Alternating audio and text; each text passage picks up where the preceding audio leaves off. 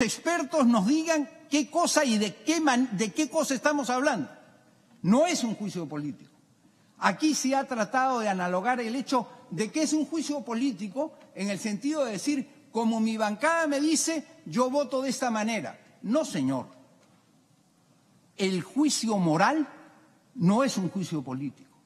El juicio moral es posiblemente el juicio en donde la persona se tiene que enfrentar más solo que nadie con su corazón y con la ayuda de Dios y decidir más allá de cualquier consigna, más allá de cualquier consigna. Y a cada uno de ustedes le tocará decidir si efectivamente esto es causal para vacar al presidente de la República y dejar al país en zozobra.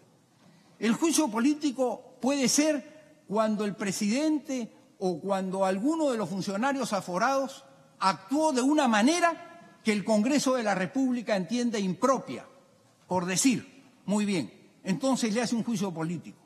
Político, es decir, conveniencia política. Ahí sí puede caber que los partidos voten en bloque. Pero cuando estamos en un juicio moral, entonces ahí no cabe ni analogarlo con el juicio penal, porque ese necesita pruebas, ni analogarlo con el juicio político, y menos todavía analogarlo con el juicio moral. En el juicio moral nosotros tenemos que tener una conexión entre Dios para los que creemos, entre nuestro corazón que decidimos y el acto o la persona a la que nosotros vamos a reivindicar o a descalificar. Ahí no entra nadie. Ahí entramos solo nosotros.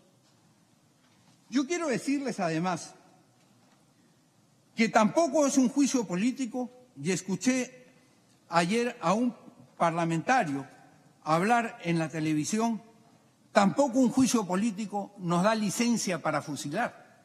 Es decir, supongamos que estuviéramos en la Alemania de 1937, porque formábamos parte del Partido Nacional Socialista, entonces nos llegaba un WhatsApp de la época y nosotros decíamos, de todas maneras hay que condenarlo, y lo condenábamos. Eso nosotros todos lo hubiéramos rechazado, ¿no es verdad?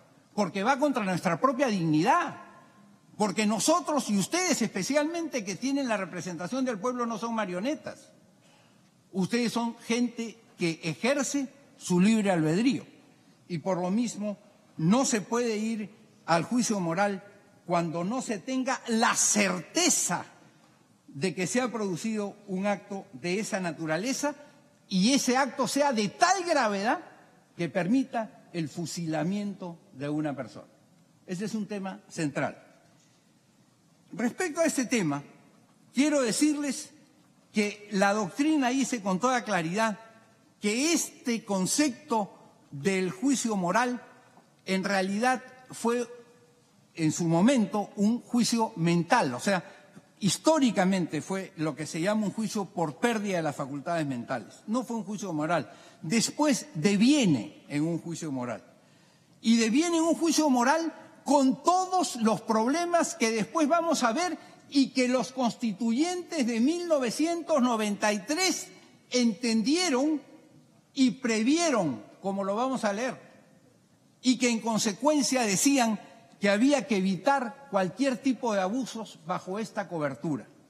El profesor García Chávarri, quien ha sido mal citado, yo no creo que de mala fe, porque conozco perfectamente a Justiniano Apaza, a Marco Arana, yo no creo que de mala fe hayan citado mal al profesor García Chávarri. Pero el profesor García Chávarri ha dicho que aquello que dicen que dijo no es lo que él ha escrito en sus trabajos. Y en consecuencia, esta acusación, que es sobre lo único que podemos conversar ahora, porque no podemos conversar sobre otra cosa que sobre esta acusación, no tiene eventualmente el sustento doctrinario que se pretendió dar. Pero quiero con ustedes decirles lo siguiente. ¿Aquí se ha violado el debido proceso? Sí se ha violado el debido proceso. Se ha violado el debido